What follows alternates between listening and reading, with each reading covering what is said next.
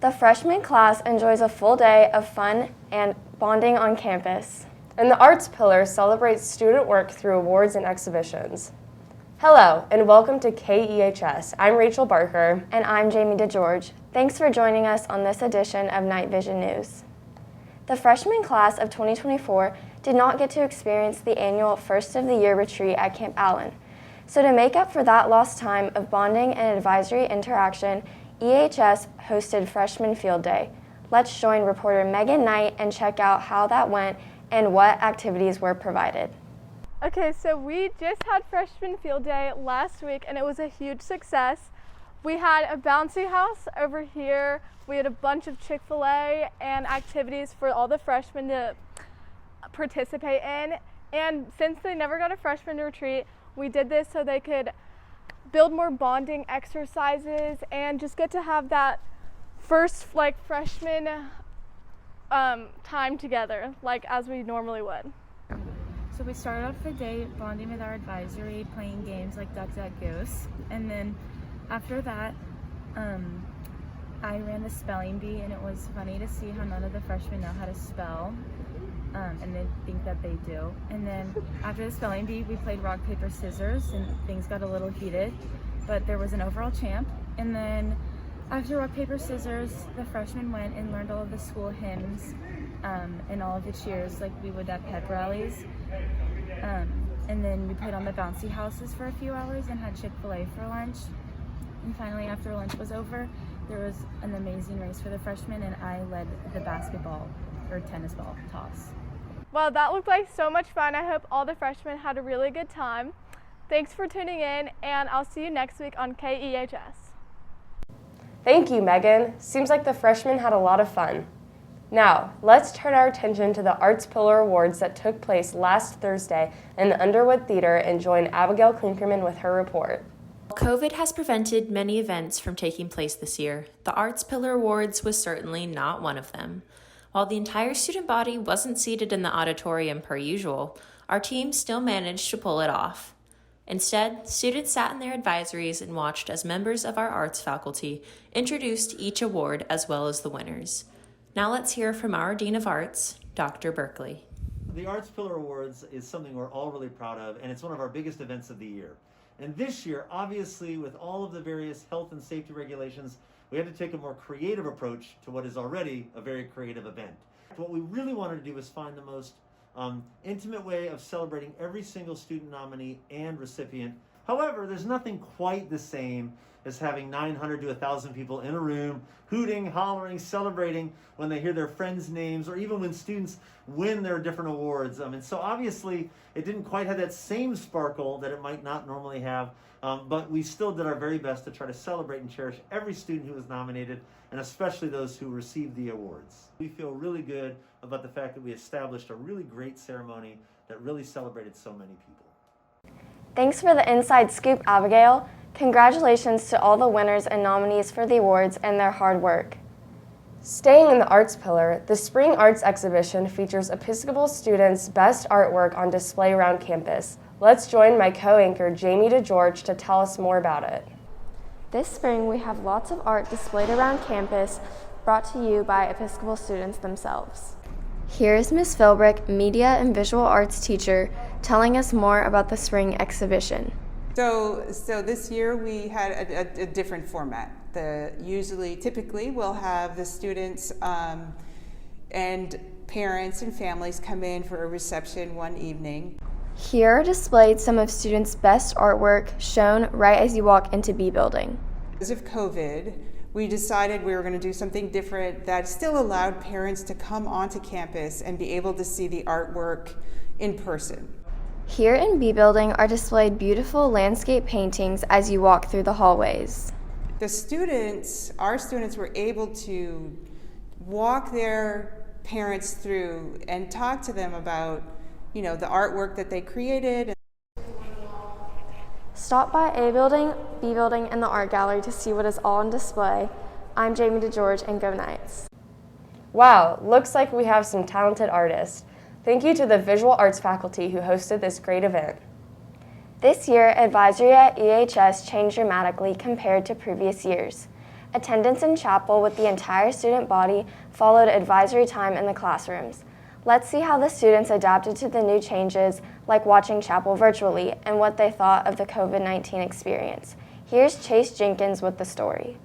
I like advisory better this year than last year because I like advisory this year more than last year because Advisory this year advisory is so much more fun this year. I had the opportunity to speak with students and advisees on how advisory this year was in comparison to last year. Here's what they had to say. Good at it too. No, watch the end.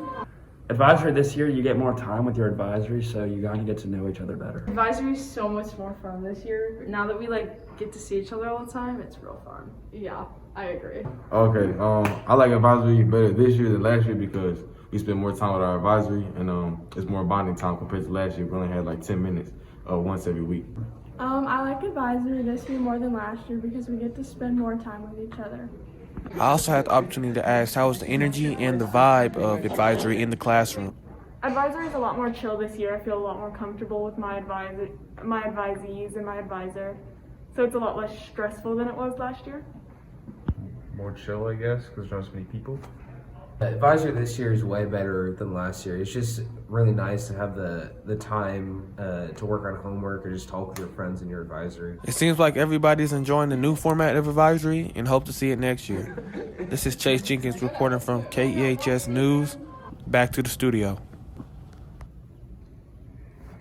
You asked the question? You can go right now. You want to say something more? I like it because we do it every day and we get to spend time together every day. And with Mr. Max, our advisor. Yeah. It sounds like everyone loves the newly changed chapel. Thanks, Chase. Turning to the athletics pillar, spring football will soon be underway. KEHS reporter Lucas Dolboy got us an inside look at this preseason event. Spring football here at Episcopal High School is both a great opportunity for the players and for the coaches. The players get to show off their talents and skills to the coaches, and the coaches get to see which players they might want to replace the leaving seniors. I got an on-the-field and behind-the-scenes look about what goes on in spring football. Get ready. Hey, Drew, get ready. Marsh, get ready. Hey, but he's pressed, so you can just get...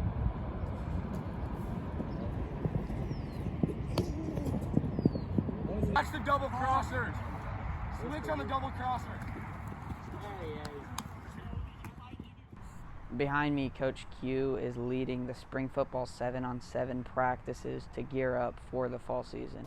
I got a chance to talk to Coach Q about spring football and what it entails. Spring football is to prepare the student athletes for the upcoming season. It's to condition them. It's to prepare them mentally and physically for, what's to come throughout the summer months, but primarily in the fall of next year. Being able to see the young guys being able to, get a chance, an opportunity to compete, getting them to get out there and kind of showcase their talents after the senior class leaves. It's good to see the young guys get an opportunity. I'm Lucas Dollarboy reporting for KEHS News. Thanks, Lucas. It's always awesome to see how players dedicate themselves to getting better in off-season. Last week was a special week for the senior nights. It was prom night. My co-anchor, Rachel Barker, brings us more about the amazing and memorable experience. Last Saturday, seniors got together for one last time for prom. We talked to faculty and students about what they were looking forward to at this event. I'm really excited for prom, and I'm most looking forward to the casino. I'm really excited for prom. I already got my dress. All our friends are getting ready together. It's gonna be fun, silent disco, looking forward to it. So it was a real challenge working with Houston Methodist to try to find something that they deemed as being safe, in which everybody could have a good time, but still follow the COVID protocols. So we got the clear or the go-ahead only about a month or so ago. So the parents who put this event together have been working so hard in a very short time frame. So in years past, we've had it at event spaces throughout Texas. Today, or tomorrow, I keep thinking it's Saturday, we're gonna hold it here on campus at EHS. So that's definitely one big change. the cool thing is we've combined after prom and prom together into one event. So in 3 hours, we're packing in a lot of different activities. We're gonna have a traditional dance floor with a DJ. We're gonna do silent disco, which is so exciting because students have wanted that for a really long time, and we finally were able to make it happen. We'll have some casino style games, so poker, craps, all of that good stuff, and then some food trucks. So really, there'll be something for everyone. I think it'll be a lot of fun. Yeah, prom, been waiting for this for 4 years. It's finally here. You know, Saturday gonna come. I'm gonna go to the gallo, maybe get some shoes, a nice blazer. You know, the fit gonna be clean. It's gonna be all black. Might have some chain, a watch. I don't know yet, but I'm really excited. I'm gonna pull up with my boys. Gonna go get some dinner. When we come, I can't wait for the fruit trucks, and I'm gonna have a great time. I can't wait. Right behind me is where prom took place. I would like to thank all the faculty and parents for organizing such an amazing event. Thanks for watching, and let's get back to the studio. An incredible night to remember. That sounded really fun. I hope you seniors all had a great time.